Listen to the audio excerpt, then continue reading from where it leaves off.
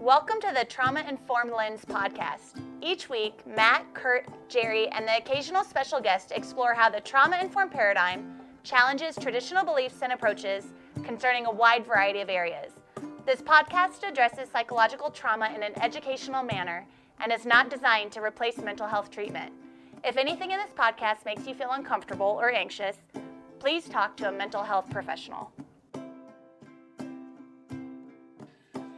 Welcome, friends, to episode 54 of the Trauma-Informed Lens podcast. I'm Matt. I'm back here with Curt and Jerry today for a topic that I find incredibly powerful and has really, whether I'm talking about leadership, self-care, or motivational interviewing and trauma-informed care, has really helped to guide my thinking and how I present a lot of material. And that's the power of personal values.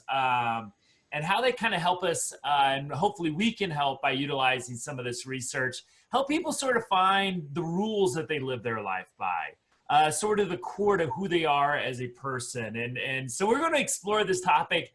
Really, I titled this Finding the Center, Personal Values and Post-Traumatic Growth, and share some of my thinking and kind of brainstorm with Curt and Jerry about the power that they've seen values maybe even play in their own life, but in their work with others as well. So one of my favorite topics to talk about, amazing that it lasted to episode 54 to get here. So I'm excited to really have this discussion with both of you. And as always, we start our show out with bright, shiny objects of the week. I'll go first. I just got done with a book called The Suggestible You by Eric Vance. I think second or third, if you want to know how big of a nerd I am, I think this is my third book on the placebo effect. Just fascinating. All the little things, and again, I always think as I'm reading this book, what would Curt think about this? Like all these little variables that come to play in whether or not a medication's successful, doctor's visit successful, and just it's amazing how complex the human beings are. You set a couple variables, make it look like a professional thing, all of a sudden the placebo effect has a ton more impact than, if you go into a non-medical situation. One of my fascinating things about too is placebo surgeries.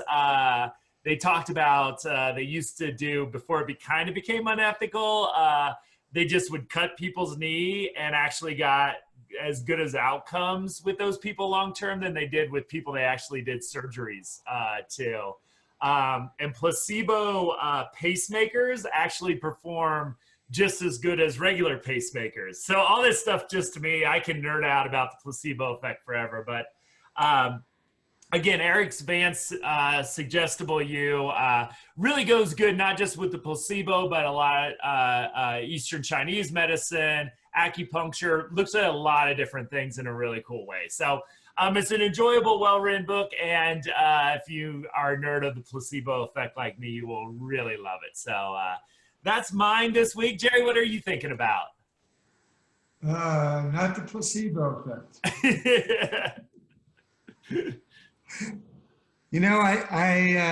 I have been thinking about in a similar vein. I've been thinking about how people frame their experience and how it impacts their ability to effectively respond. Going into several systems this week, several organizations, how stressed and overwhelmed people are.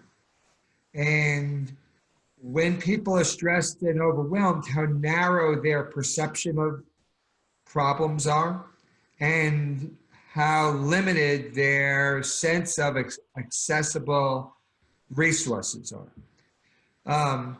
And so when you just really stop people and help them to become more mindful in the moment, how it helps people to, in some ways, use their own internal capacities to solve problems. And it makes me think about how interrelated we are, as opposed to kind of separate individuals sometimes running around, is when we understand how we remain dependent on other people to help kind of co-regulate us.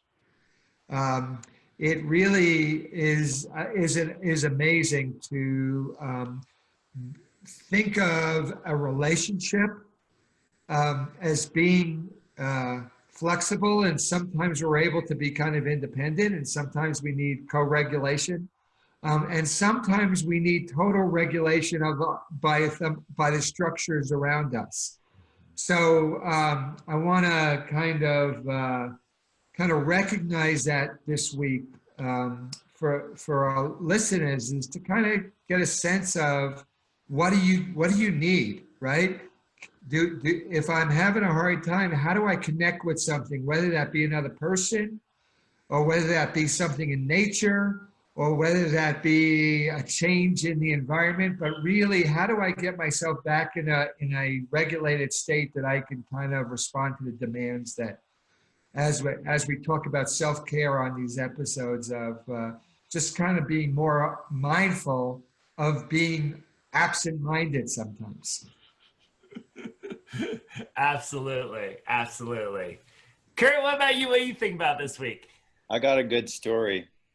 Hopefully it won't be too long, but it reminds me of the connection, Jerry, that you were talking about, a connection to something. And one of the things that I found out that I'm even more connected than I thought to are to my dogs, and specifically to one of my dogs who got lost over the weekend. Ooh. And so the story was good because obviously I found him. Good. Right, so I'll skip to the end, right? So you don't have to worry about it.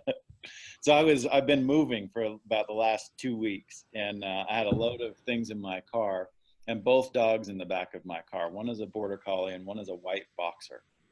And the border collie is, of course, very intelligent and gets into everything. And really, I enjoyed that dog a lot. And the boxer's just kind of a dumb, happy-go-lucky boxer. Well, the boxer's a runner. And when we were moving, of course, I had both dogs in the car, and the border collie had found a way to wiggle his way into the front seat of the car amidst all of this stuff. The boxer's stuck in the back, not going anywhere. So I open up the back of the car. The boxer's like, he's hanging out with me, and we walk up to the front of the car to let the border collie out. And I'm kind of watching this boxer. His name is Moose. And I'm watching him real close because I'm like, he's gonna try and go. And he was doing really good, sitting right by me. I'm doing lots of praise and reinforcement while he's right there with me. The border collie jumps out of the front seat of the car, and when he does, I see Moose kind of turn his head and look towards the front open garage, and I was like, oh, he's gonna go. So I reach out to grab him with one hand, and with my other hand, I close the front car door and catch the tail of the border collie in the door. Ooh. So he's screaming bloody murder. The boxer takes off, and I was kind of sitting there like, I got one dog screaming because I caught his tail in the door, and the other one's gone. So I had to make a quick decision. I turned and opened the door to get the Good. I was border hoping collie's that would be tail the out. choice that you would make. Took care of that one first, and then I turned to look for, where is this white boxer who's easy to spot, and he is gone, totally gone. So I unload stuff, and then we start walking around the neighborhood, and I'm going up and down the streets of my new neighborhood trying to find this dog. I can't find him anywhere. And it was that day, I don't know, maybe a week ago, and it was like 100 degrees. It was super hot. I'm sweating. Now I'm angry. And I go back, and I had to go meet some moving people at my old place. So I just had to leave. I don't know if I'm going to find this dog again. And so I called the animal control officer for the town I live in, and he called me back several hours later and had the dog. And I was just kind of noticing and surprised at how sad I was that this dog was gone. And it reminded me of how connected I am to this dog, even though I didn't know it. And I think that probably is one of the experiences that happens to people that we get involved with, and that things come up and they kind of surprise you.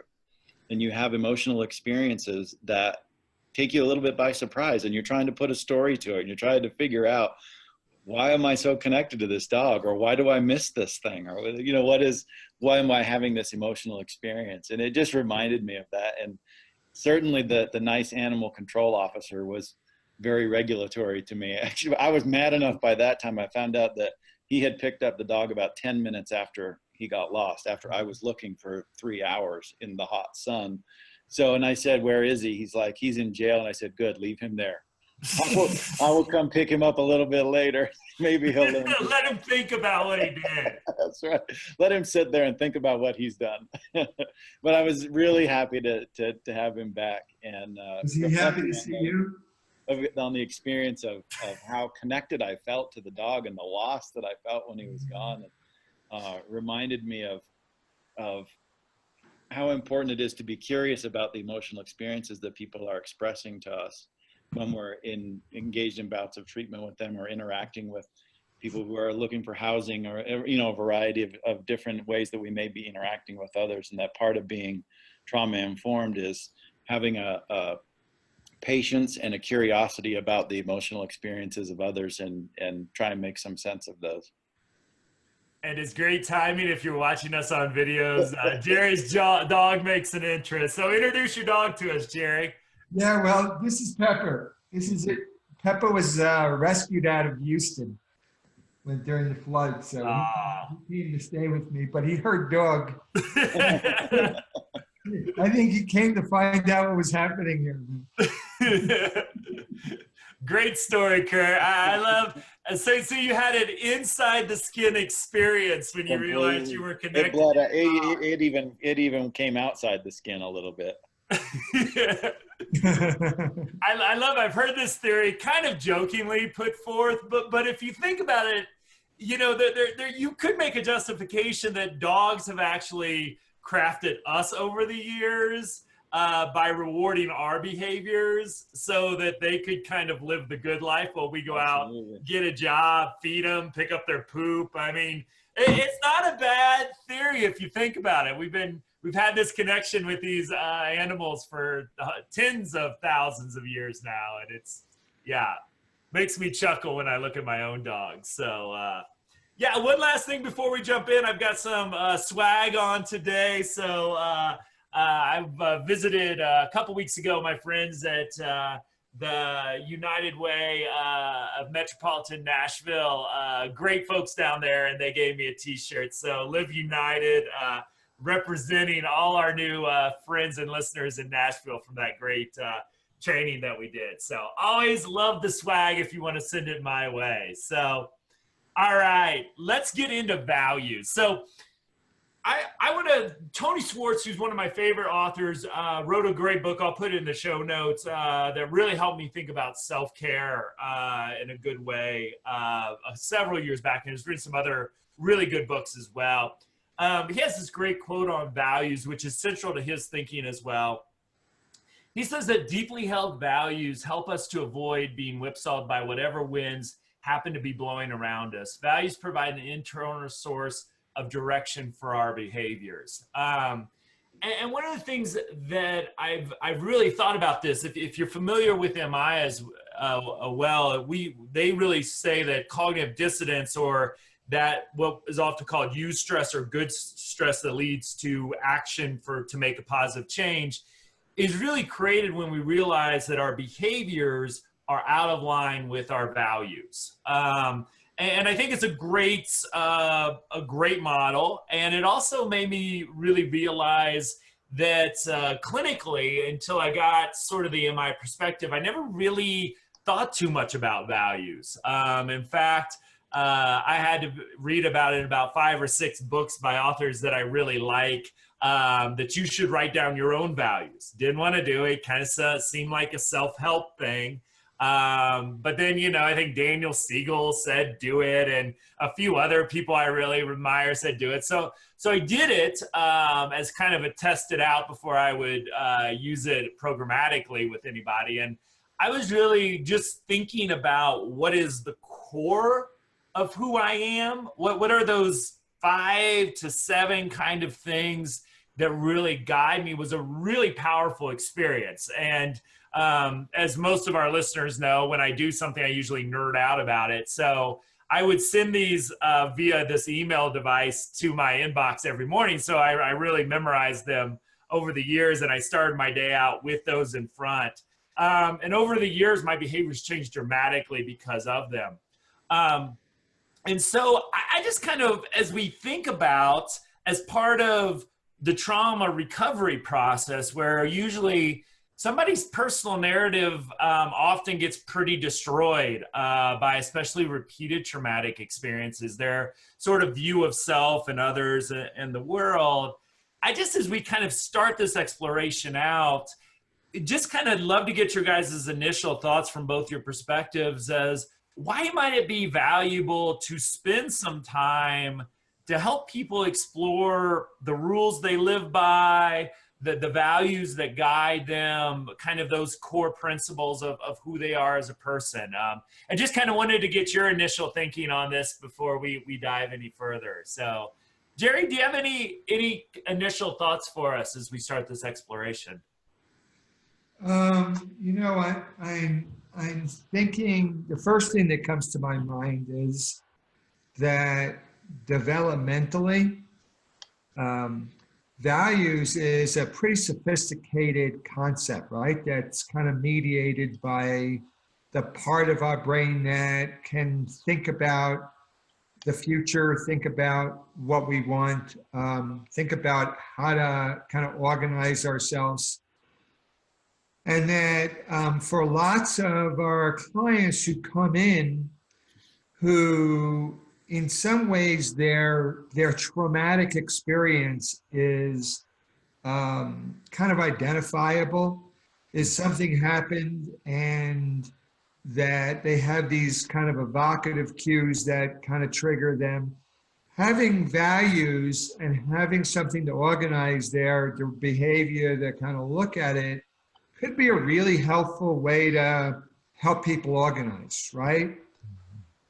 Lots of clients, especially clients who've experienced chronic exposure to adversity early in life, have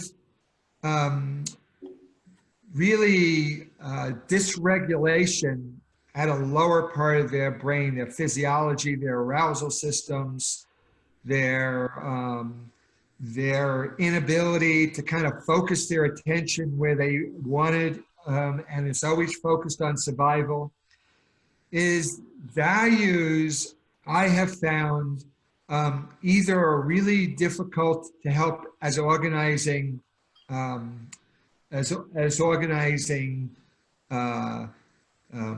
beliefs, or values in some ways create a sense of shame. There's a difference between who they want to be and what's happening to them. And I think that values, at least in my life, have been really important to kind of have an understanding and guide me, especially when I'm in turbulent times. Mm-hmm. I think people who have trauma, it's not always the same. And so I think that trying to kind of help people get regulated, as we want to talk about, help people feel more grounded, help people feel more in sense of control, help people have more of a sense of predictability in their lives. And then working on values is probably a sequential process that has to happen when we're looking at it. But people who are in these survival mode places, sometimes that kind of moving too quickly to what you value is really not being very attentive and attuned to the place that they're at the moment. And so I really agree with you, Matt, that values is so important.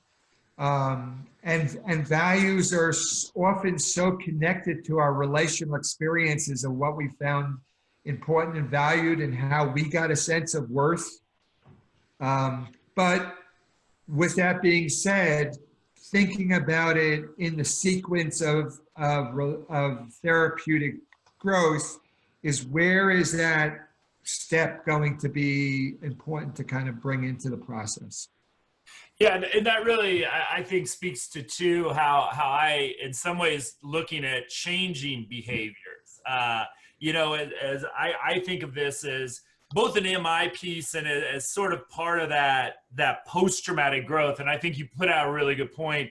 Once we have some of those basics established with the relational regulation, mindfulness is often a step. Again, great episodes back about trauma-informed mindfulness.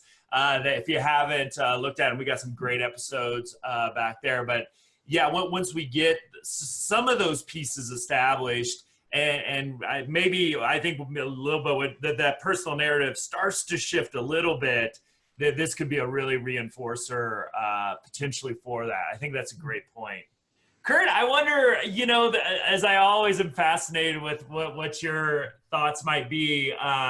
We see a lot of amazing research in the organizational context as well, where values are really part of organizations that thrive, have sort of shared common values. So we kind of see this in a lot of different places, whether it's team driven or individual driven. And I just kind of, what, if any, thinking you've done on values as a part of, again, with MI and cognitive behavioral being a central piece, but I wonder how they work in your thinking. I think, Jerry, you described a challenge with values in that there's both, I think, situations where we develop really strong values are often where we're living in groups, where we're around a lot of other people. And oftentimes we find ourselves where the needs of the group are in competition with the needs of every single individual. And that's kind of where we tend to generate some values. And I think that's difficult no matter what. And then when we add real traumatic experience to that, where self-care and taking care of yourself is so incredibly important, even from a treatment progression standpoint, we have to make some sacrifices that taking care of this individual supersedes the needs of the group at times. And that can be that challenge gets exacerbated, I think, when we have trauma involved. Take an organization, for example. I mean, a simple value, like, I'm gonna make a kind of a oversimplified example. Like, let's say you have a break room at work, and it's much easier and time efficient for you as an individual to not clean up after yourself. But that creates a problem for the rest of the group. And so you would add, as an individual, you add extra time to your day to take care of what may be beneficial for the rest of the group. And that becomes really where those things become in competition with one another. So developing them gets really, really challenging. And especially, one of the things you think about values is it, Matt, I don't know if you said this or not, but one way I've heard it talked about is values are things that help to guide your actions when nobody's looking. When nobody is around. And so that's one that I think about that quite a bit.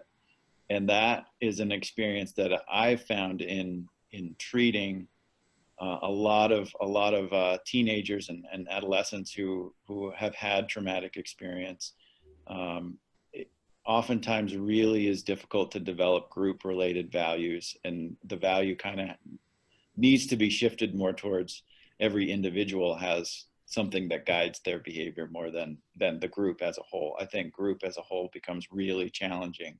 And I think that probably comes down to safety as an issue, right? Once we get safety kind of taken care of, then bigger values become easier to talk about. But when safety isn't taken care of, and when safety is at risk, then individual values kind of supersede group values pretty quickly. Right. And let me ask you kind of a question out of interest, because, what I think Jerry said and the safety point are very well taken. And I think, so I'm going to throw out a challenging question while I definitely agree on what both of you said. So, but let's say you're working with somebody, and let's put this just so I'm thinking let's say it's an adult who's going through a lot of stuff, behaviors getting in the way of maybe being the parent they want to be, you know, succeeding socially, economically. But so an adult that might be struggling, one of the things that I've seen, especially with my work, it's been more with families, is that when I start to talk about with people, what are the rules you live your life by? I wouldn't go do a big kind of values, maybe exercise right off the bat, but just kind of getting to know them and to see what they would come up with that. I guess my only little pushback to kind of maybe what the values are later on would be maybe for somebody who's kind of really struggling to see how their behaviors are influencing them, is to connect to that core of themselves might give them some insight on why change is needed. Or for a lot of folks, one of the big changes I work with is that people are not willing to go to mental health treatment. So even if for folks that might not be in that therapeutic role, I have found, and again, this is kind of anecdotal, though in my research is it much more, is that those earlier conversations might help build motivation to even get them the treatment they might need. So I just kind of want to throw that out as a soft devil's advocate throw out and see what you think about that. Jerry, what are your thoughts of myself challenging to waiting on values? Okay, so I think I agree with you and somewhat disagree with you. Good. Right? Everybody has values, right? Yeah. Values means I might have to value survival in Curt's over relating to people, or I may have to value food at this moment over activity at this moment. I have to write, is that I'm constantly valuing and devaluing things based on my internal states. Yeah. Kind of looking at that, right? What I'm kind of alluding to, Matt, is that you're really moving towards a language-based intervention. Like, let me talk to you about what organizes you. Yeah. As opposed to a physiological kind of sense of being regulated, a sense of being in control, a sense of being safe. Is that a sense of, I feel like I got to move right now in order to kind of feel better, right? When we stop people oftentimes who are living in survival and start asking them questions about things and wanting them to talk about things, we miss an important spot of how do I have you just feel safe here together to kind of look at that, right? So maybe we're going to eat together today because food is important for you today. Maybe we're going to kind of get up and just walk together today to kind of manage that. And then I talk about, what was this like for you today here? Was this okay for you today here to kind of look at that, right? And once you feel safe and you feel regulated and you feel like your needs are met, where maybe Curt's kind of talking about how can I value the value of the group issues of what we want to do together when my needs are met. Now maybe I can move to more talking about some things, right? So it isn't that values aren't always important, or what are those rules that I live by, right? But sometimes when I'm in with you and I say, what I live by is, oh, I really want to totally take care of myself, and I don't really care about other people, right? It's like, those are my things. And then I'm kind of totally overwhelmed and I'm wanting somebody to kind of come and help me because I'm in a different state at this particular time. So having a cognitive discussion about things has to be preceded by being physiologically regulated, feeling safe in the relationship, and now I can engage in this kind of higher order thinking. So it isn't that it's not an important thing. It's about how do I assess whether the client could benefit from me just talking to him about this stuff. Yeah. Does that make some sense? And how would you, because I know from a therapeutic perspective, I could kind of conceptualize that, but maybe help some of our folks who are in maybe more that case management role where the person's not kind of ready to, how would they go about kind of, what would be some of your suggestions for them? Because I think in so many types of services, we give people that cognitive play. It was almost from the very first meeting. There's not sort of that reflection. So would you have any suggestions of how would maybe somebody who's not in that therapeutic role feel when somebody's ready to maybe have some of those bigger cognitive, rational conversations that kind of dominate some of our service delivery? Well, an organizing model, and I think Curt's talked about this several times on our podcast, is Maslow's hierarchy, right? It's like you have to value basic survival needs before you value what you want to do in the future to be able to kind of do it, right? Yeah. So if I'm a case manager and somebody doesn't have food and somebody doesn't have shelter and somebody doesn't have medical connection, something in those kind of ways, I'm going to be focusing on meeting their basic needs and assume that that's something they're valuing at this moment before I begin to talk to them about what are the 5 things that you think are going to organize you and value later on in life, to kind of look at that, right? So I think Curt has talked about how do I direct how do I in some ways make some assumptions about what they're valuing based on their current state of functioning is at this particular point, before I go and begin to ask them about some, do you value having a job? Yeah. It's like, I don't value having a job right now. I value getting a hamburger. Yeah. or a drink because I'm thirsty. Yeah. Right. Or I'm going to the bathroom because I'm right. Or those that are, so really it isn't that values aren't always important, but really the state that we're in are going to change what we see, what we place value on. Mm-hmm. Jerry, you remind me of a few years ago when we were looking at some of the assessment data that we had been gathering in a residential treatment center, where we would do a symptom assessment at admission for both the child and a parent or a caregiver. And we compared the differences in ratings between the two.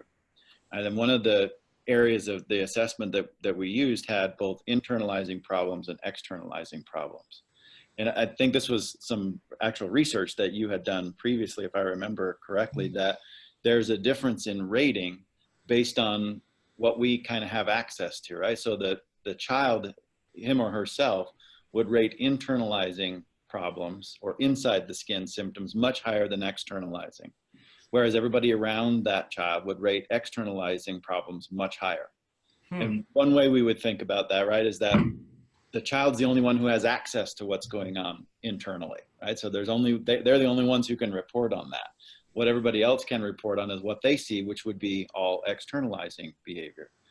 And so as I think about what you're saying here, it really is a way of matching up those two things. And when we talk about values, it's really common to start asking about values questions that are mismatched with where that person is in what they value, right? So as you said, physiological states can shift what we value in the moment.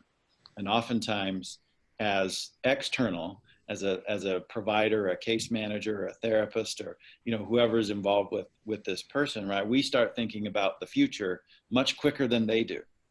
Right? And so there's one of the ways we develop values, of course, is that there are delayed consequences versus immediate consequences. And sometimes those two things don't match up, right? You may be doing something immediately that pays off very, very quickly, but that's going to cause problems down the road in the future. And we always want to kind of think into the future a little bit, and that's an easy mismatch to start to make.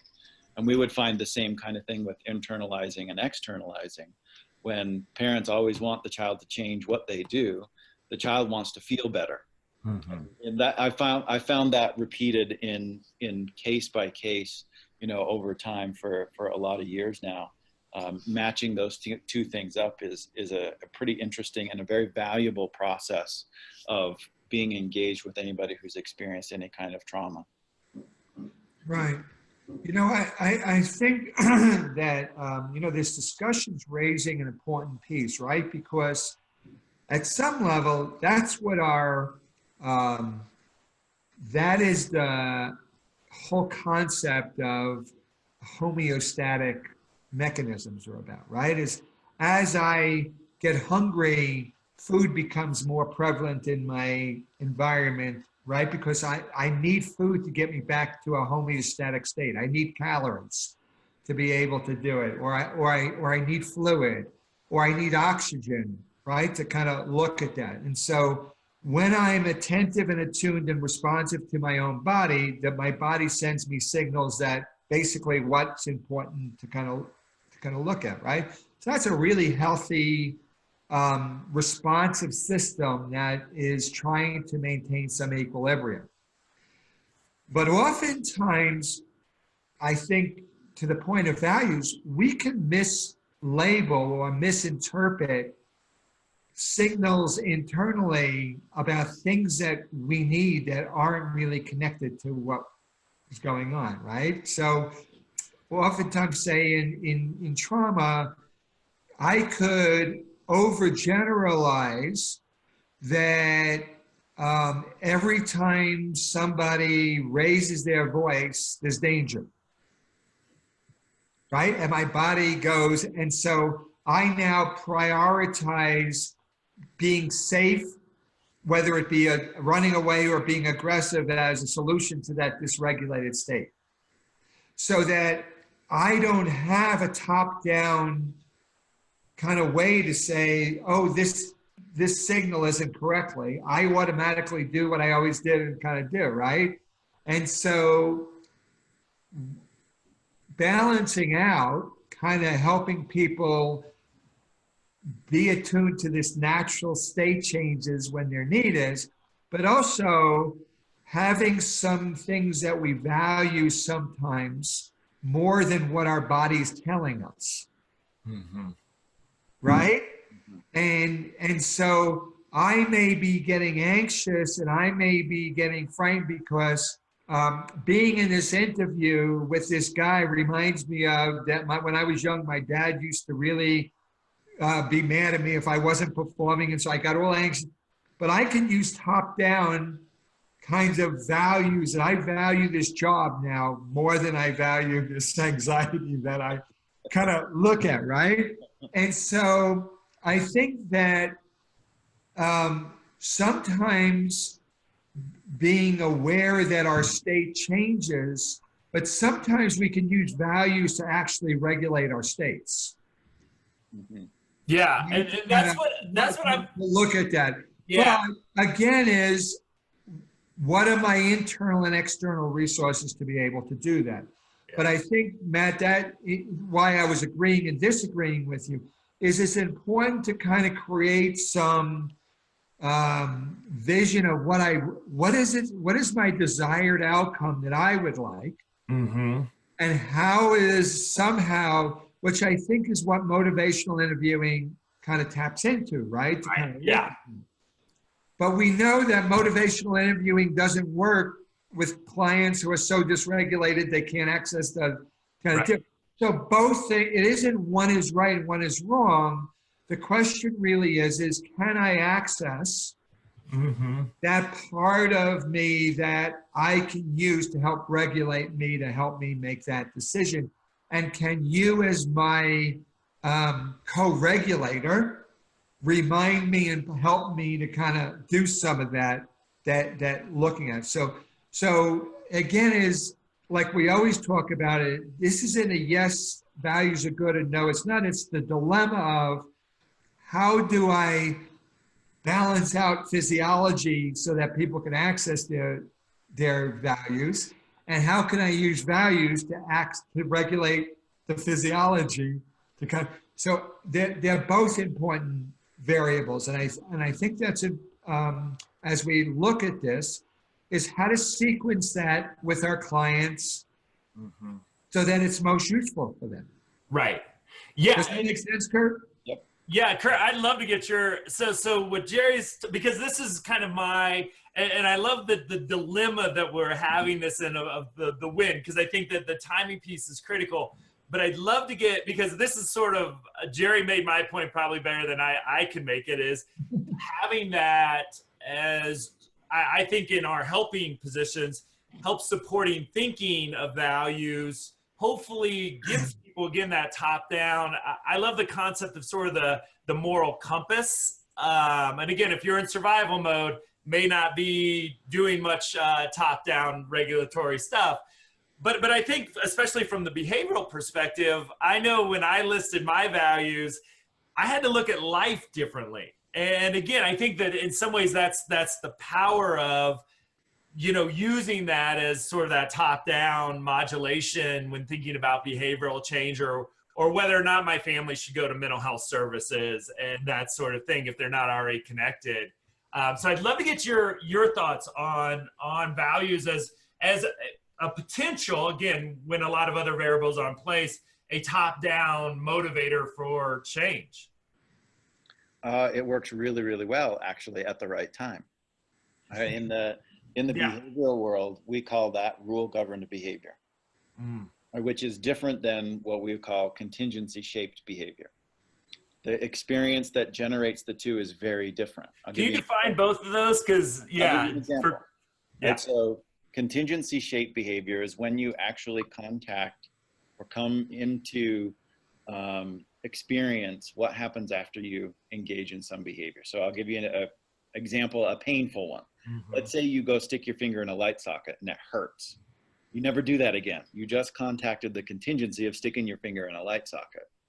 But let's say, Matt, that you and I are sitting in a room and you never have looked at a light socket before. And I say, you know what, don't stick your finger in that light socket because it'll hurt if you do. And you never do it. Those two experiences are very different. Although they result in the same thing, not sticking your finger in light sockets, right? Yeah. So that's one of the reasons that why we have values. Like those things really, really help. And they make us very efficient. And there's some great research on it by a guy named Charlie Catania and a couple of other researchers in the 80s. And they did some research with, of course, college freshmen, maybe sophomores, I don't know, but found that we generate values or we generate rules based on our experience with the world. And so that's one way our repeated experience can generates value. How do we decide if something is good or not? We go and experience it, and if it turns out that it's good, great, we generate a value about that. Or how is something bad? Well, something bad happened to us, and we generate a rule about that, and we say, okay, I don't do that anymore.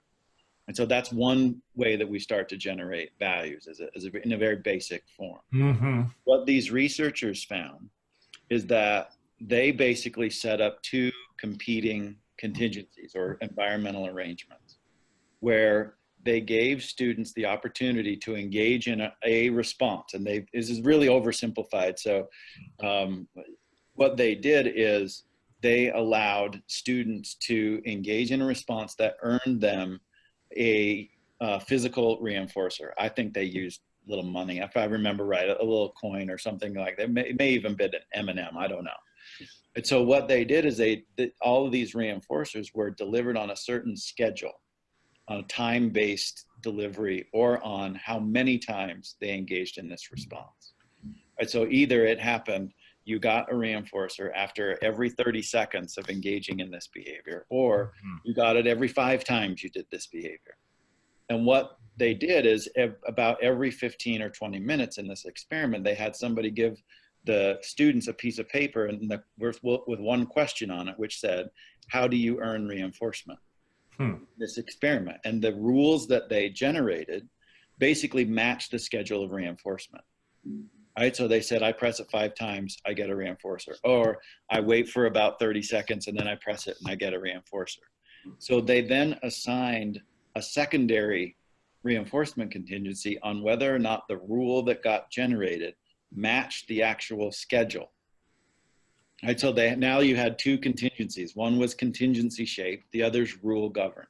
Mm-hmm. And what they found is that if they switched the rule governed contingency so that rules that got generated that did not match the actual contingency started to get more reinforcement. And so rules started to follow that reinforcer and behavior tracked it. And so behavior actually followed the rule in the short run as opposed to the contingency. In the long run, the contingency wins out. Right? If we're in a survival mode, let's say, right, and you have values of, say, what's one? I have a value of I don't drink milk. Mm-hmm. Right? That works really, really well when you're not hungry and you're not thirsty. But if you get real hungry and real thirsty, that value gets challenged pretty quickly, right? So the contingency will win out in the long run. But in the short run, the value can override the contingency.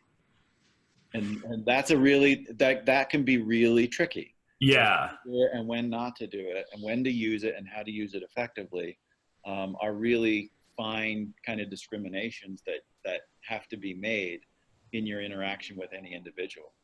So are you saying that values are rule driven? I think probably yes, although so values are rule driven, but when states change, contingencies become more important than the value. Is that what you're saying? I'm saying that the contingency would change the state. Right. And so the value, the rule driven value would direct our behavior, but if we got into, for a prolonged period, the contingency change, the state would change, which then our behavior might be not consistent with our rules. Correct. Okay, I just wanted to follow what you were saying. Yep. If you go from... Does that make sense, Matt? Like bottom up to top down, right? Contingency Right. is the bottom up. Right. I'm just trying to follow his thinking. That makes sense. Well, okay. Let me. I think fascinating question. It's like devil's advocate again, but I want to do it on a couple of points. I think Curt said. I'm not agreeing or disagreeing. I'm saying, do you understand? I do understand, but I wonder if because from an organizational value standpoint, is when I teach organizational values to leaders, one of the things that really determines a value is something that you would never change from an ethical perspective, no matter what the contingency outside would be. Does that make sense? That the values are there because if... So you're saying never, like never? This is who we are, and if we have to go against the values, then we shouldn't exist as an organization. That to me is the definition of an organizational value. So let me ask you a question. Where does adaptability and flexibility come in? Well, I think it becomes great question. I think it becomes an ethical thing, because going against your values would mean you're going against your ethical core beliefs. And there's a point where you would not provide a service if you believe that service would be going against. So the primary example, I don't steal. Yeah. But my friend is dying and needs this medicine. Do I steal to get the medicine, or do I let my friend die? That's a dilemma, right? Yes.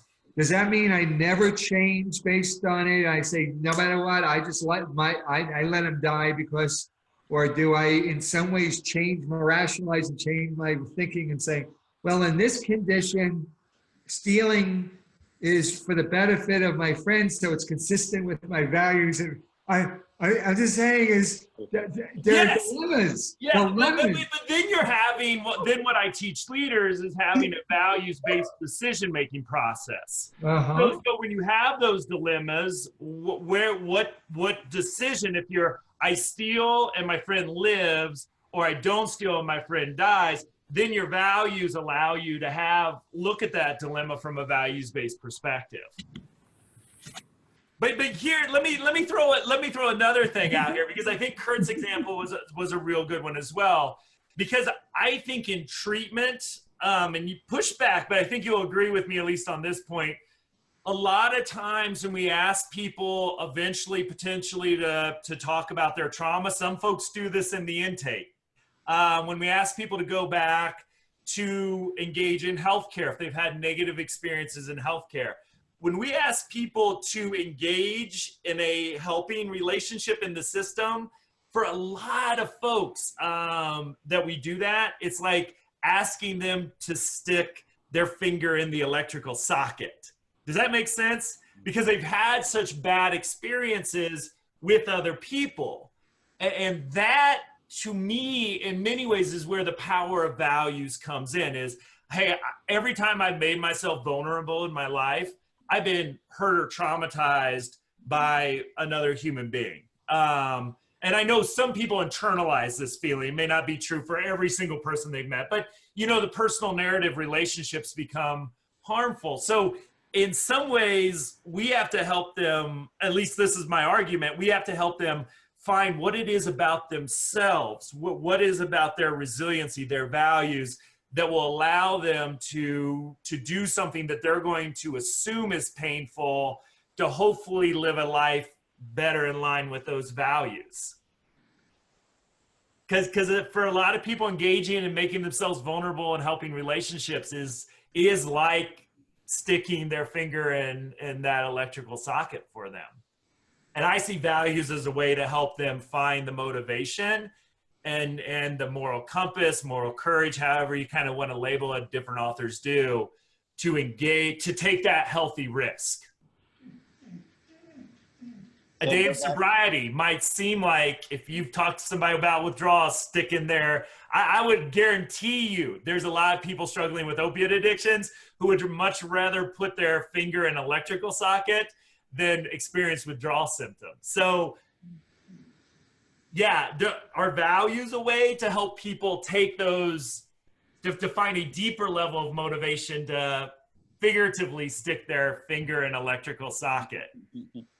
Well, the answer to that is probably at times, right? Maybe not all the time.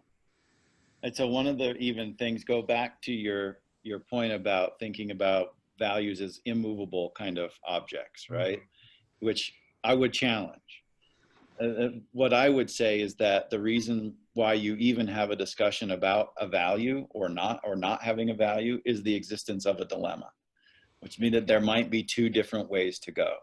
And that's the only time you ever have a discussion about a value. And that there might be one way that you could do it, and there might be another way that could do it. And those two things may be in competition with one another. That, the existence of that generates a value discussion. So they always have to be movable. None of them can be really immutable, which is pretty interesting when you kind of follow that all the way through. And we think about kind of the ideas of moral relativism and that kind of thing, which gets you into a whole like discussion about religion and politics really, really quickly. Yes. But those are pretty fascinating points. And again, thinking back to why we have those values discussion, and I completely agree that they're incredibly important and incredibly powerful. Powerful enough. I think that study that I was talking about, one of the things that I took away from it is the power of values, that they can override this dilemma between immediate consequences versus delayed consequences, which is kind of the quintessential problem for all humans and animals on the planet, right? That's really is one that we always have to kind of be mindful of and create some values around. So certainly they can help, and they can be very, very powerful. But it also, on the other side, we probably shouldn't be surprised when they don't always help, when they don't always, create a solution, and that when behavior doesn't always follow them, because the existence of the dilemma and the existence of the push and pull is actually what generates the discussion. Say that last part again. The generation of the push and pull. The dilemma or the balance between two competing options is what generates the discussion about should we have a value here? Yeah. Should we have a value about not stealing? Well, yeah, that has significant problems. Tell your friend's going to die unless you do. Right? And then we can, then it's not an immutable thing. Then it becomes relative. And that's, I think, becomes very true when we're talking about being mismatched, right? Between, do you value work or do you value getting a hamburger right now? That depends on how hungry you are. And so those values become, always recognize the existence of the dilemma on both sides. Well, and that discrepancy is really, again, here's where I think we may miss the power of value when timing's right, because I think we've talked really well about that. Is if I'm not thinking about what does matter to me most, then there is in some ways no dilemma to some extent. So I think the lack of values conversation, and I'm guilty as, again, when you look at the cognitive behavioral approaches, MI is, it is that discrepancy, that dilemma that causes the cognitive dissonance that leads people to start. And again, stages of change, you don't usually jump right to action, but start to contemplate and think about a potential behavioral change. It's how do we spark that thinking and then help someone find internal strengths to make huge life changes, because a lot of people in services aren't just trying to do one big thing, but have several big changes confronting them, and finding that moral compass, moral courage to explore those discrepancies or dilemmas. I think, again, values establishes sort of a baseline for that exploration. In a very strategic way, in my thinking. It kind of, all these discussions, and Matt, you said, well, somebody who's addicted to opiates might find withdrawal sticking their finger in the light socket, right? But they may have a belief inside that in some ways their behavior isn't contingent with what they believe about themselves, right? Right. That I don't see myself as somebody who could steal, and yet because I need drugs and doing it, I'm stealing. That creates a dilemma inside that individual, and how we manage those dilemmas says a lot, whether, right? And so I don't think the issue really in this discussion is whether values are important or they're not important. I think the issue is how do values are designed in a way to guide our actions, right? So if I have a particular value, my actions, what I find relevant, what I find rewarding, what I find important in my life, what's relevant in my life is guided by those values, right? Whether the values are mine or the values of my culture or the value, but there's certain life conditions that creates dilemmas that in some ways makes it difficult for me to act in accordance with those values. And that creates stress, tension. How we manage those, how much internal resources do we have? How much external resources do we have? How accessible are those resources? A lot goes into that issue of when that tension gets created, right? And that's really, in some ways, what MI is about. Is you want to become a resource to help that individual manage that tension, as opposed to getting on one side of the dilemma or the other side of the dilemma. You want to become a resource to kind of help manage those. You're right. Right. To kind of look at that. For some people, that tension signals a level of threat that they're not able to engage in a language-based discussion. And my intervention has to be way more regulatory than talking about values. Mm-hmm. It's still the issue of the dilemmas creating the tension, but it's my ability internally to identify, tolerate, and express that tension as opposed to being just dysregulated by that, right? So in that moment, my behavior is way more organized to stop the internal pain of the dilemma than it is to solving, right? It's kind of looking at that. So I become a regulator in a different kind of way than having a discussion about values. Yeah. Right. It isn't that the values aren't important. It's the values are creating some dilemma that I can't tolerate. Absolutely. And why, you Does know, that make some sense? Absolutely. And if you know, what I tried to do, I think in my thinking of, you know, could we evolve motivational interviewing into a trauma-informed approach?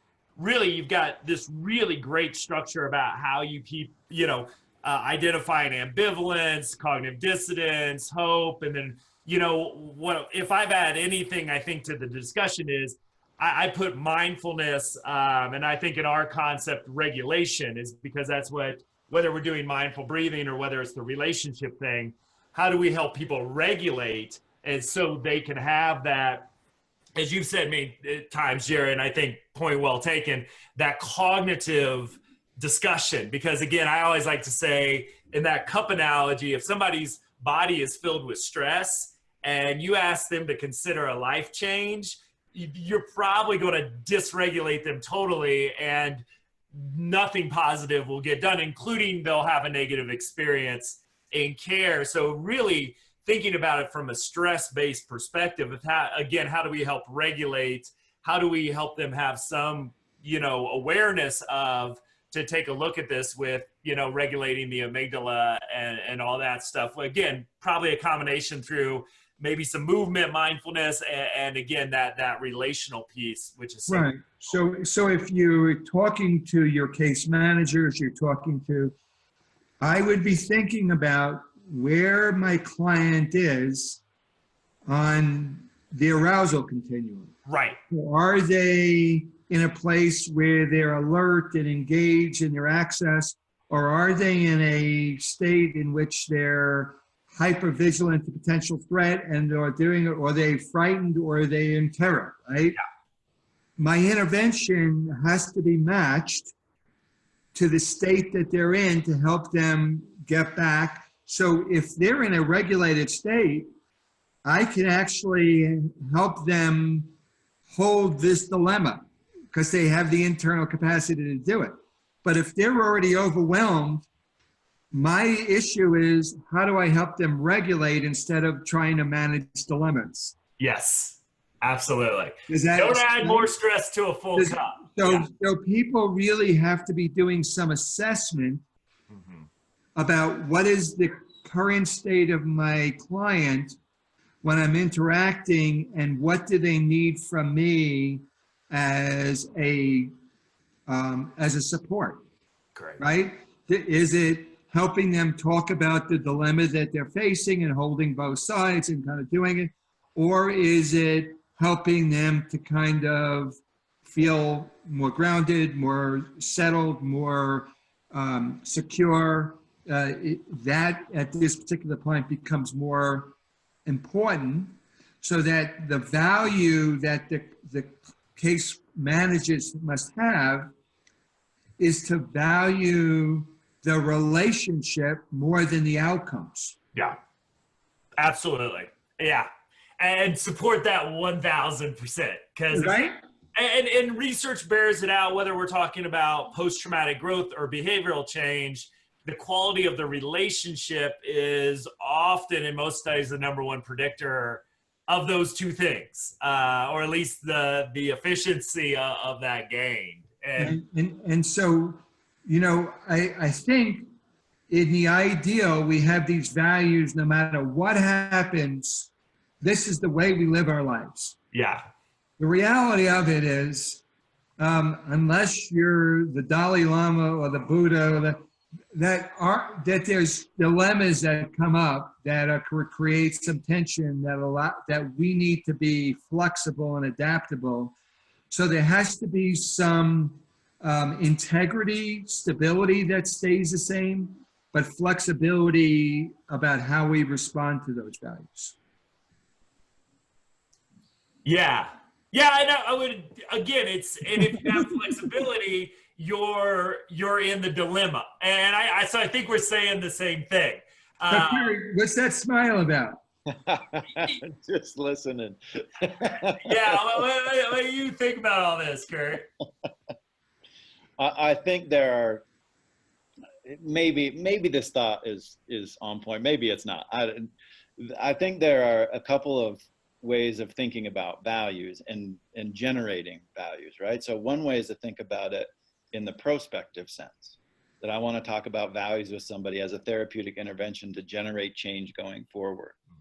The other way that I think, Jerry, this is what I was thinking while you were talking about, how do I help to be a regulatory influence with this person, is how do I help highlight what has worked in the past to generate values, like kind of the retrospective sense instead of the prospective sense. And I think that both of those can be really valuable. In my experience, I have seen the prospective sense of that do a lot of harm to people with significant trauma. I've seen that be a really challenging discussion that didn't really result in some very good things. So I've, of course, generated some values based on my experience on that. And so I tend to go towards the retrospective regulatory sense in my work a little bit more than thinking about how do I highlight the discrepancy between how you're acting and what your values are. Like that just has not gone well. So that's kind of what I was thinking about. We can think of it as looking backwards and generating values from what we have experienced, and then looking forwards to what we want and generating values to get us what we want. And I think both of those things need to be talked about and a part of our focus. Great. One last question I have. This has been a great discussion. So we put people in different services through pretty intensive assessments right off the bat. So forget regulation, forget the relationship. We've got our 20 questions. And in a lot of arenas, there's some pretty difficult, intense questions in there. Housing experience, mental health, substance abuse. So again, no regulation, and we'll talk actually about this next week with some of our guests. But so the thought that I've had, and I've suggested to people that have to ask all those cognitive, sometimes re-traumatizing questions, is to add one at the end of, tell me what rules you live your life by. And per this discussion, because what I think is helpful, maybe more than their mental health history, substance abuse history, obviously that information is important, is it gives me a deeper understanding of the individual beyond some of their problems. Do you see, per our discussion, what's your thoughts about adding something like that onto an already cognitive sort of assessment that a lot of our folks do? I think a lot about some of the literature around treating self-injury in this area, right? And one of the guiding kind of values around being a clinician, treating and being involved with people who engage in self-injury is to take a stance of respectful curiosity at all times. Right? And to think about when we ask questions about things like something that generates so much affect and emotion as or other kinds of self-injury, it can be really difficult for people to ask questions and really kind of tolerate the discomfort that comes with even hearing about somebody hurting themselves or cutting on themselves. That becomes really difficult to ask about what function that response serves for that person. So as you describe that, I think that it's a great thing to add those kinds of questions and to constantly work to adopt a stance of respectful curiosity about how people may be coping in the moment. Maybe it's using substances, maybe it's using cutting, maybe it's running away from home, maybe it's a lot of different things that would get lumped into that kind of, to pull it back to that internalizing versus externalizing. if we can ask about those externalizing symptoms to understand the internalizing problems that may be happening, I think that's a good thing. Great. Jerry, any thoughts? Yeah, my thought is that asking that question, if you are only looking for the answer as part of your assessment, you might be disappointed, right? But if you ask that question to assess the individual's capacity to be reflective, you may get some interesting information, right? It's like asking, so what are the rules that you guide your life by? Some of your clients might go, I don't even have a clue what you're talking about. Some might say is, well, that's an interesting question, but I don't really know. And some might be able to be reflective and give you some, whether they're true or they're not true, they're able to kind of, and so that question really is a very cognitive, reflective question. So it, again, is how do you assess the answer? Is by trying to say is what kind of state is this person in? Are they not able to reflect because their current level of stress? Are they not able to reflect because they haven't developed that capability? But it's a very good question to assess cognitive capabilities. Yeah. So Yeah. again, is don't get caught up in the content. Yeah. Watch the process. Right. And I think great point, and I like it too because it's a better strength-based way to end the damn assessment. It's like, you just ask them about all their past trauma and all their struggles. It's like, throw something strength-based in there too. So great discussion. I thought this was really great. I'll put a bunch of resources, including some blog posts about how I've suggested integrating some of these discussions into motivational interviewing pieces as well on there if people are interested. You can find all that, discussion questions. You can check out our video where Jerry tries to get out of the sun for about 5 minutes. As he moves up and down his couch like a vampire. So check that out. You can see a dog too, all kinds of bonus content for this episode. So get all that at traumainformedlens.org. Next week, we have Jay Levy and Robin Johnson joining us. We have our first international guest joining us to talk about, Levy and Johnson talked about trauma-informed care, homelessness, where Levy is in the United States and Johnson's in the UK. So they've published a really great book. And so we'll have them on as a guest so we can learn about their experiences and some of their conclusions as well. So great episode for next week. And Jerry and Curt, as always, great to talk to you, my friends. All right. Adios. You guys have a good one.